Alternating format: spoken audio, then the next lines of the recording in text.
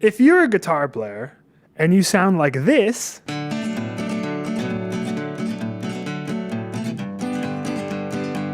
or you sound like this,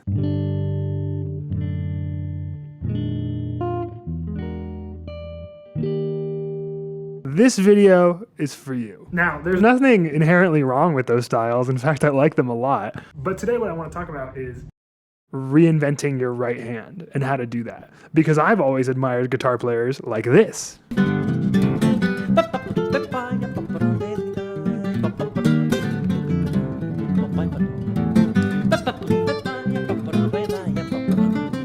I want to talk about how you can get some of that into your playing, even if you're not a classical guitar player.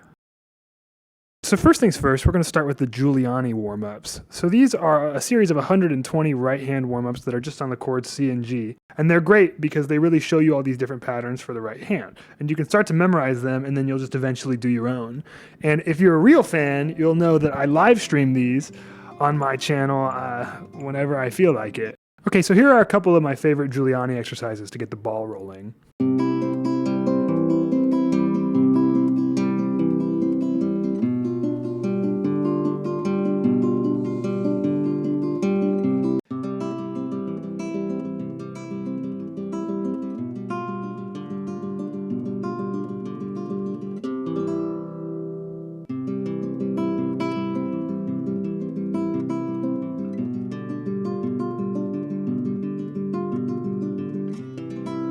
You want to maybe do one of these a day. And for those of you who don't know, the right hand in classical guitar is labeled P, I, M, A, and with an optional C for the little finger. And so you could work on these on C and G, or you could work on them through simple chords like C, F, A minor, and G. I think the important thing here is to focus on tone and not speed. And these are great because it really gets you to split your hand between the thumb bass, so usually already alternating between the root and the third, at least in these exercises, and the independent fingers on top.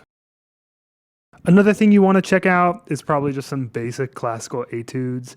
I'm thinking Miguel Llobet, Francisco Tárrega, maybe some SOR, SOR, that is. You can't really underestimate the power of playing some music like this because it'll really get your finger independence up, and you'll also have some new melodies and chord progressions from which to draw on when you're playing jazz, you're writing music, or you're improvising.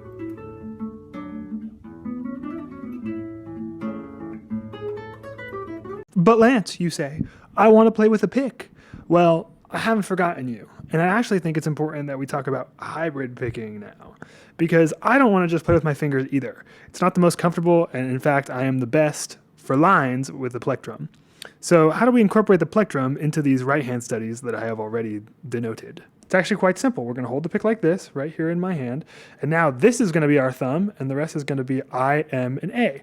And you might say, Lance, you're losing a finger. And I will say, well, you can't have everything in life. You can either hybrid pick or have all 5 fingers. What do you want? Since we're talking about the plectrum, we need to also develop it individually. And the way to do that is to start by alternate picking every open string, starting down up and then going up down. And you'll start to memorize the distance of the strings. And then what you're going to want to do after that is you're going to want to get diatonic fourths all across the neck. And that's really good because it's a string skip and it's kind of an awkward motion on the guitar.